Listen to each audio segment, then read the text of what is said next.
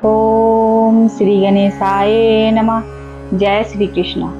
आज मैं श्रीमद् भागवत महापुराण के प्रथम स्कंद के द्वितीय अध्याय को पढ़ने जा रही हूँ, जिसमें भागवत कथा और भागवत भक्ति का महात्म्य है। तो आप लोग भी हमारे साथ इस कथा को सुनिए। जय श्री कृष्ण। श्री व्यास जी कहते हैं, सौनकादि ब्रह्मवादी ऋषियों के ये प्रश्न सुनकर रोमहर्षण के पुत्र उग्रश्रवा को बड़ा ही आनंद हुआ। उन्होंने ऋषियों के इस मंगलमय प्रश्न का अभिनंदन करके कहना आरंभ किया। सूत जी ने कहा, जिस समय श्री शुकदेव जी का यज्ञोपवीत संस्कार भी नहीं हुआ था, सूत्रा लौकिक वैदिक कर्मों के अनुष्ठान का अवसर भी नहीं आया था, उन्हें अकेले ही संन्यास लेने के उद्देश्य से जाते देखकर उनके पिता व्यास जी विरह से कातर होकर पुकारने लगे, बेटा बेटा। उस समय तन्मय होने के कारण श्री शुकदेव जी की ओर से वृक्षों ने उत्तर दिया, ऐसे सबके हृदय में विराजमान श्री शुकदेव मुनि को मैं नमस्कार करता हूँ। यह श्रीमद् भागवत अत्यंत गोपनीय रहस्यात्मक पुराण है। यह भागवत स्वरूप का अनुभव कराने वाला और समस्त वेदों का सार है।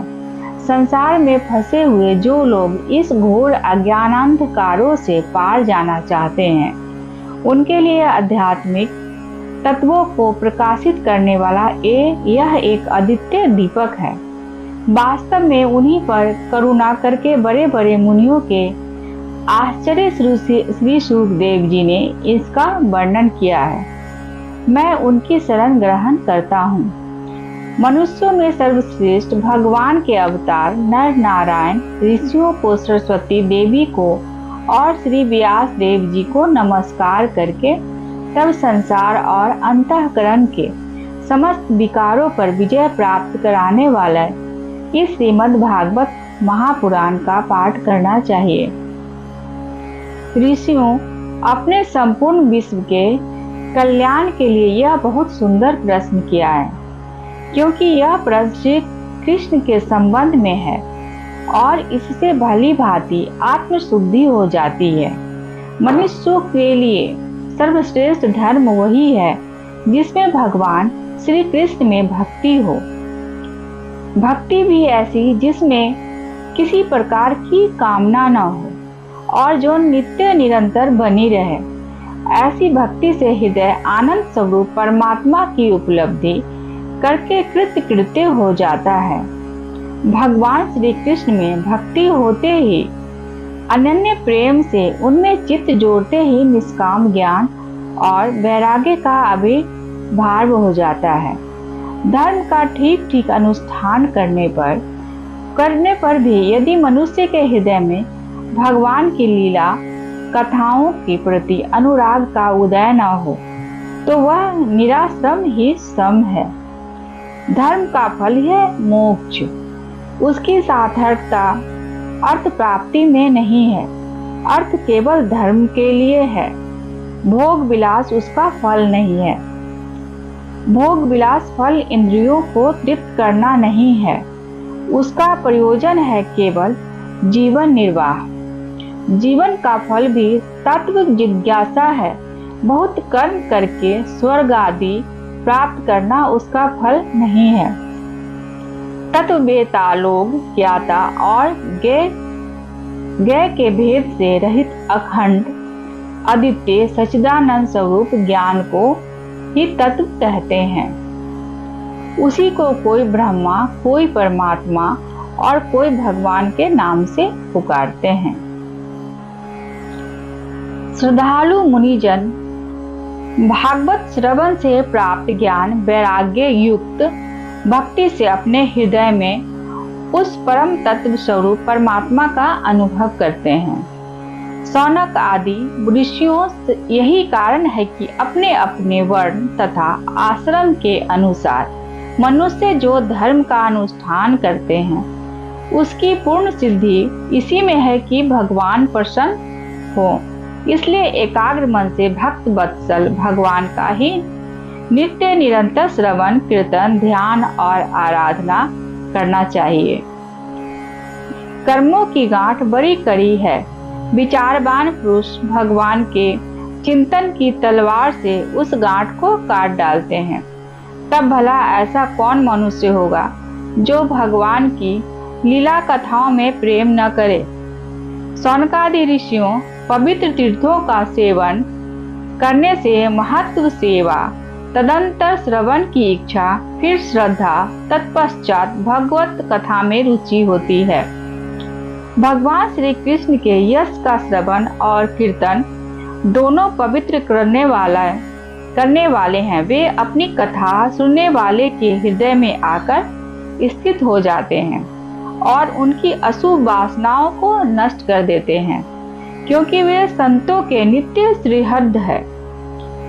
जब श्रीमद् भागवत अथवा भागवत भक्तों के निरंतर सेवन से अशुभ वासनाएं नष्ट हो जाती है, तब पवित्र कीर्ति भगवान श्री कृष्ण के प्रति अस्थायी प्रेम की प्राप्ति होती है। तब रजोगुण और तमोगुण के भाव, काम और लोभ आदि शांत हो जाते हैं। अतः चित्त इनसे रहित होकर सत्व गुण में स्थित एवं निर्मल हो जाता है। इस प्रकार भगवान की प्रेममय भक्ति से जब संसार की समस्त आसक्तियां मिट जाती है, हृदय आनंद से भर जाता है, तब भगवान के तत्व का अनुभव अपने आप हो जाता है। हृदय में आत्म स्वरूप भगवान का साक्षात्कार होते ही हृदय की ग्रंथि टूट जाती है, सारे संदेह मिट जाते हैं और कर्म बंधन छीन हो जाता है। इसी से बुद्धिमान लोग नित्य निरंतर बड़े आनंद से भगवान श्री कृष्ण के प्रति प्रेम, भक्ति और जिससे आत्म प्रसाद की प्राप्ति होती है। प्रकृति के 3 गुण हैं, सत्व, रज और तम। इनको स्वीकार करके इस संसार की स्थिति, उत्पत्ति और प्रलय के लिए एक अद्वितीय परमात्मा ही विष्णु, ब्रह्मा और रुद्र ये 3 नाम ग्रहण करते हैं। फिर भी मनुष्यों का परम कल्याण तो सत्व गुण स्वीकार करने वाले श्री हरि से होता है। जैसे पृथ्वी के विकार लकड़ी की अपेक्षा धुआं श्रेष्ठ है और उससे भी श्रेष्ठ है अग्नि, क्योंकि वेदोक्त यज्ञादि के द्वारा अग्नि सद्गति देने वाला है। वैसे ही तमोगुण से रजोगुण श्रेष्ठ है और रजोगुण से भी सत्वगुण श्रेष्ठ है, क्योंकि वह भगवान का दर्शन कराने वाला है। प्राचीन युग में महात्मा लोग अपने कल्याण के लिए विशुद्ध सत्वमय भगवान विष्णु की आराधना किया करते थे। अब भी जो लोग उनका अनुसरण करते हैं वे उन्हीं के समान कल्याण भजन होते हैं। जो लोग इस संसार सागर से पार जाना चाहते हैं वे यद्यपि किसी की निंदा तो नहीं करते, न किसी में दोष ही देखते हैं, फिर भी घोर रूप वाले तमोगुणी, रजोगुणी, भैरवादी भूतपतियों की उपासना न करके सत्गुणी विष्णु भगवान और उनके अंश फल स्वरूपों का ही भजन करते हैं। परंतु जिसका स्वभाव रजोगुणी अथवा तमोगुणी है वे धन, ऐश्वर्य और संतान की कामना से भूत, पितर और प्रजापतियों की उपासना करते हैं, क्योंकि इन लोगों का स्वभाव उन भूतादि से मिलता जुलता होता है। वेदों का तात्पर्य श्री कृष्ण में ही है, यज्ञों के उद्देश्य श्री कृष्ण ही हैं, योग श्री कृष्ण के लिए ही किए जाते हैं और समस्त कर्मों की परिसमाप्ति भी श्री कृष्ण ही है।